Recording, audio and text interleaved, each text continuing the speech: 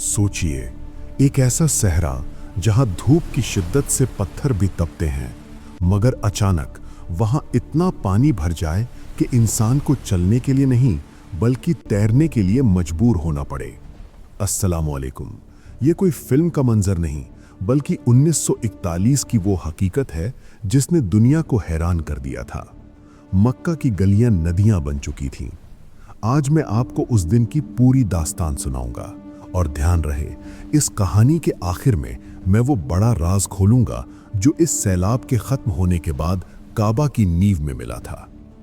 बात शुरू होती है एक सुबह से, जब आसमान का रंग बदलने लगा। मक्का के बुजुर्ग कहते हैं कि ऐसी बारिश सदियों में किसी ने नहीं देखी थी। पहले बूंदें गिरी, फिर तेज धार, और देखते ही देखते हरम शरीफ का सहन एक तालाब बन गया। पानी का लेवल 6 फीट तक पहुंच चुका था। लोग परेशान थे, नमाज कैसे होगी, तवाफ कैसे होगा। हर तरफ सिर्फ पानी की आवाज थी। लेकिन इस शोर में एक और खतरा छुपा था। ये पानी साफ नहीं था। पहाड़ों से मिट्टी और गंदगी बहती हुई आ रही थी। क्या आप जानते हैं कि इस पानी में और क्या चीज तैर रही थी जो जानलेवा थी? सांप और बिच्छू। पहाड़ों के सुराखों से निकलकर ये जहरीले जानवर भी उसी पानी में आ गए थे जहां लोग मौजूद थे। इस खौफनाक मंजर में सब लोग दूर खड़े तमाशा देख रहे थे। किसी की हिम्मत नहीं थी कि वो आगे बढ़े। मगर फिर एक नौजवान आगे आया। इस नौजवान का नाम था शेख अल अवादी। उन्होंने सोचा, क्या पानी की वजह से खुदा के घर का तवाफ रुक जाएगा? हरगिज नहीं। उन्होंने अपने कपड़े संभाले और ठंडे गंदे पानी में छलांग लगा दी। पुलिस वालों ने रोकने की कोशिश की, मगर वो रुकने वाले नहीं थे। सोचिए जरा, चारों तरफ पानी, नीचे क्या है मालूम नहीं, और वो अकेले शख्स तैर कर काबा के गिर्द चक्कर लगा रहे थे। ये नज़ारा देखकर लोगों की आंखें खुली रह गईं। एक तस्वीर खींची गई उस वक्त जो आज भी तारीख का हिस्सा है। मगर कहानी अभी खत्म नहीं हुई। लेकिन एक सवाल दिलों में उठ रहा था, क्या ये पानी काबा की दीवारों को कमजोर कर रहा था? क्या वो पुरानी दीवारें गिरने वाली थीं? मक्का के लोगों को डर था कि कहीं छत न गिर जाए। अंदर लैंप और कालीन सब भीग चुके थे। हालत बहुत नाजुक थी। ये पहली बार नहीं था। तारीख गवाह है कि हजारों साल पहले भी यहाँ पानी आया था।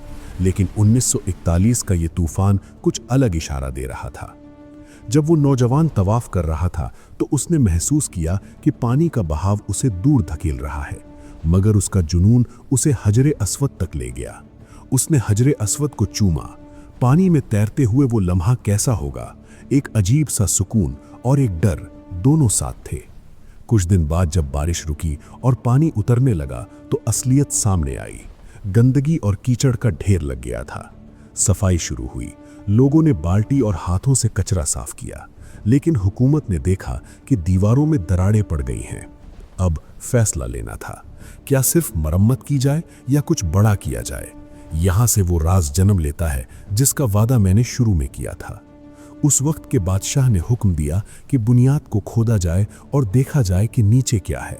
क्या आप जानते हैं उन्हें वहां क्या मिला?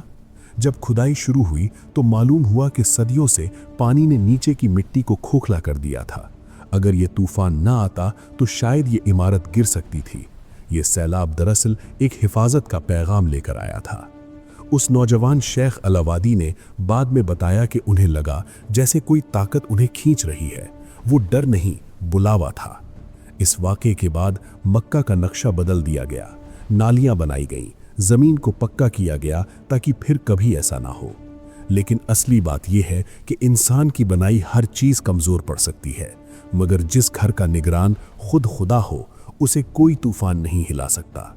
अगर आपको ये अनोखी कहानी पसंद आई तो हमारे साथ जुड़े। ऐसी ही और सच्ची दास्तान हम आपके लिए लाते रहेंगे।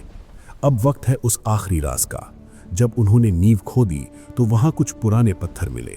वो आम पत्थर नहीं थे, वो शजरवान के पुराने हिस्से थे जो हजारों साल पहले रखे गए थे। इस सैलाब ने दुनिया को वो बुनियाद दिखा दी जो सदियों से छुपी थी। ये तूफान तबाही नहीं बल्कि एक नई मजबूती की शुरुआत था।